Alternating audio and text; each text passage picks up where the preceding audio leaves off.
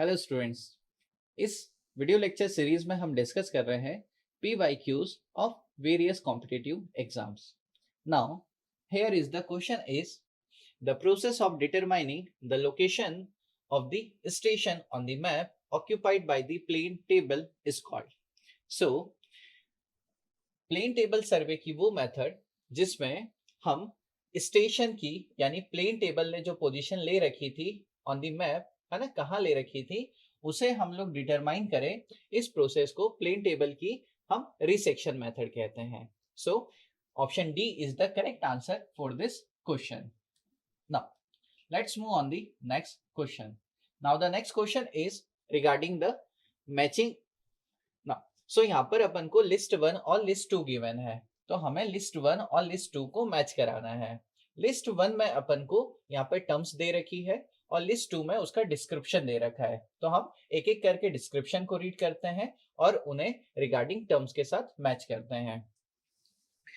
सो इस क्वेश्चन का सॉल्यूशन देखते हैं। So A point, B point, C point और डी पॉइंट अपन को दे रखा है लिस्ट 1 में।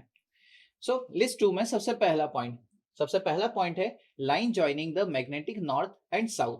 तो एक ऐसी लाइन जो कि मैग्नेटिक नॉर्थ और मैग्नेटिक साउथ को ज्वाइन कर रही है, इस लाइन को क्या कहा जाता है? इस लाइन को कहा जाता है magnetic meridian. So point number 1 हमारा पॉइंट डी के साथ मैच कर रहा है, तो ये हो गया हमारा डी के साथ पहला मैच। पॉइंट 2 यहाँ पर दिया गया है line joining the subsidiary station on the main line. So वो लाइन जो कि सब्सिडियरी स्टेशंस को ज्वाइन कर रही है हमारी मेन लाइन के साथ, ऐसी लाइन को हम क्या कहते हैं? ऐसी लाइन को हम टाई लाइन कहते हैं। सो पॉइंट 2 मैच कर रहा है ऑप्शन सी के साथ, तो ये हो गया पॉइंट 2 ऑप्शन सी के करेस्पॉन्डिंग। नाउ लिस्ट 2 में थर्ड पॉइंट रीड करते हैं, ये है line joining point of same elevation.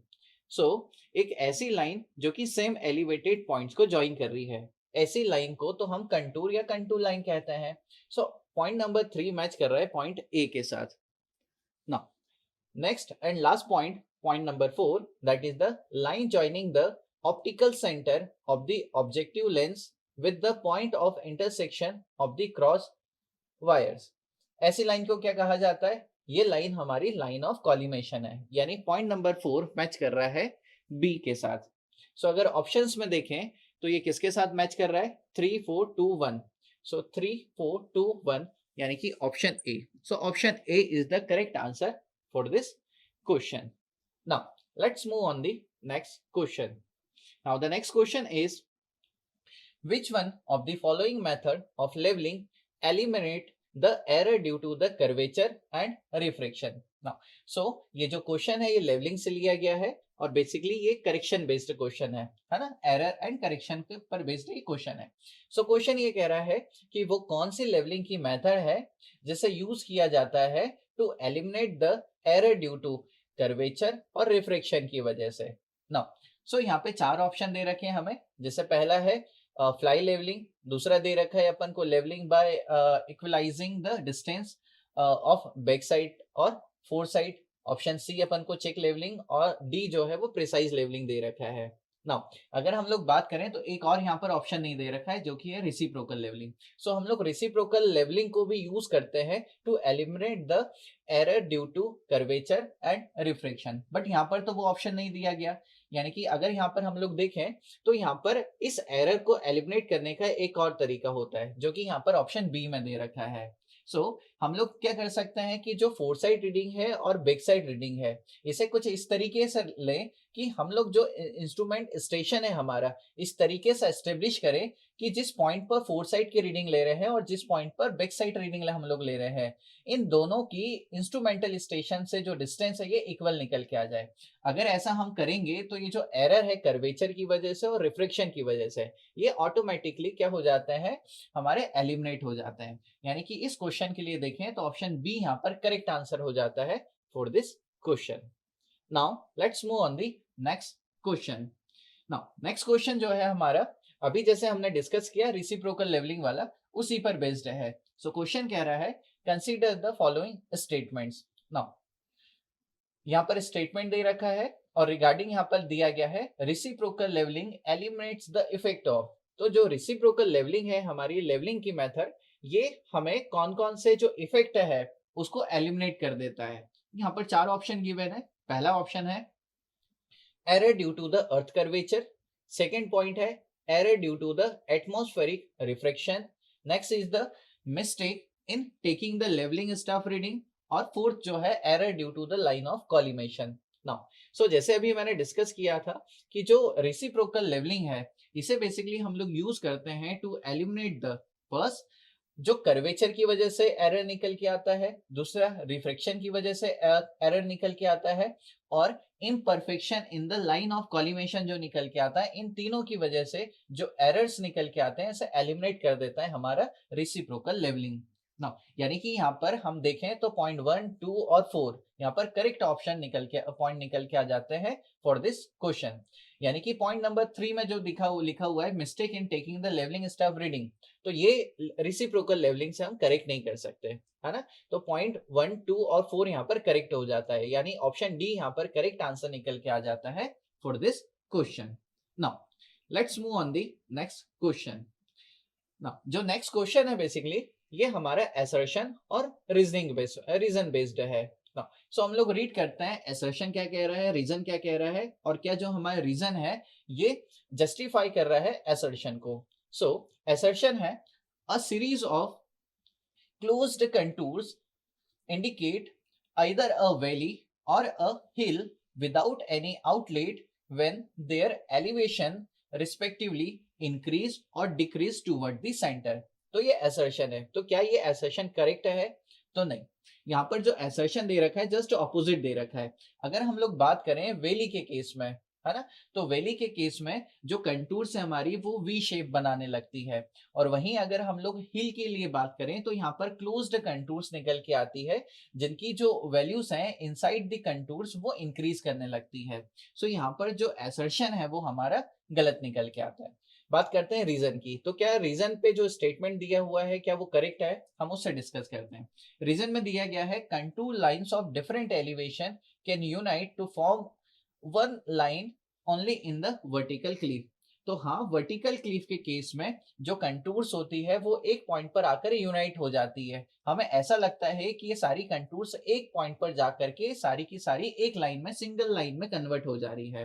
तो ये हमें वर्टिकल क्लीफ के केस में देखने को मिलता है कैरेक्टरिस्टिक्स ऑफ द कंटूर। यानी यहाँ पर जो रीजन है उसका स्टेटमेंट एकदम करेक्ट है, बट जो असर्शन है वो यहाँ पर टोटली रॉन्ग है। यानी हम ये कंक्लूड कर सकते हैं कि जो स्टेटमेंट ए है ये फॉल्स है, बट जो हमारा जो रीजन है ये ट्रू है। यानी ऑप्शन डी यहाँ पर करेक्ट आंसर हो जाता है for this question. Now let's move on the next question. यहाँ पर नेक्स्ट जो क्वेश्चन है बेसिकली न्यूमेरिकल टाइप है। सो क्वेश्चन है how high should a helicopter pilot arise to a point just to see the horizon at point B if the distance AB is 40 kilometre. ना सो यहाँ पर question अपन को दे रखा है कि कोई पायलट अपने हेलीकॉप्टर को कितना राइज करे, है ना, from the mean sea level, है ना, तो सी लेवल से कितना इसको ऊपर उड़ाए कि एक होराइजन से इसको देखा जा सके। और जो दो पॉइंट है ए और बी, ए पॉइंट जहां से हम हमारे होराइजन को ड्रॉ कर रहे हैं और बी पॉइंट जहां पर हेलीकॉप्टर को उड़ाया जा रहा है, तो इन दोनों के बीच की डिस्टेंस जब 40 किलोमीटर हो ना। यहाँ पर ये जो क्वेश्चन लिया गया है बेसिकली ये करेक्शन बेस्ड है, लेवलिंग में जो हम लोग डिस्कस करते हैं। सो यहाँ पर जो कॉन्सेप्ट यूज किया जाता है ये कॉन्सेप्ट निकल के आता है टोटल करेक्शन का।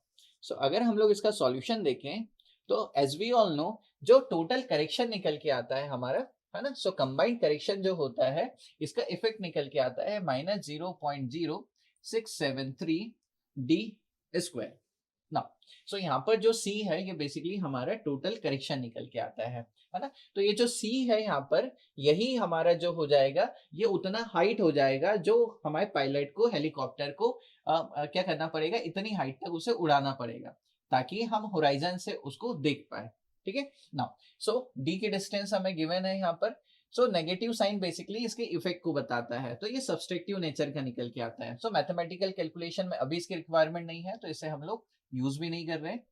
Now multiply by D, D यहाँ पर क्या हो जाएगा, यहाँ पर क्वेश्चन में अपन को 40 दे रखा है तो डी को अपन को यहाँ पर किलोमीटर्स में पुट करना होता है। देन जो सी होता है वो अपन को मिल जाता है यहाँ पर मीटर्स में। नाउ जब इसे हम लोग यहाँ पर सॉल्व करते हैं तो फाइनली ये निकल के आता है 107.68 मीटर। सो फाइनली ये जो वैल्यू निकल के आ जाएगी हमारे केस के लिए, ये निकल के आ जाती है 107.68, यानी ऑप्शन सी यहाँ पर मैच कर जाता है। Option C is the correct answer for this question. Now let's move on the next question. Here is the next question is, what is the angle of intersection of a contour and a ridge line? Now अगर हम लोग बात करें कि जो हमारी contour होगी और जो रीज लाइन होगी ये आपस में कितना एंगल फॉर्म करती है एट द इंटरसेक्शन।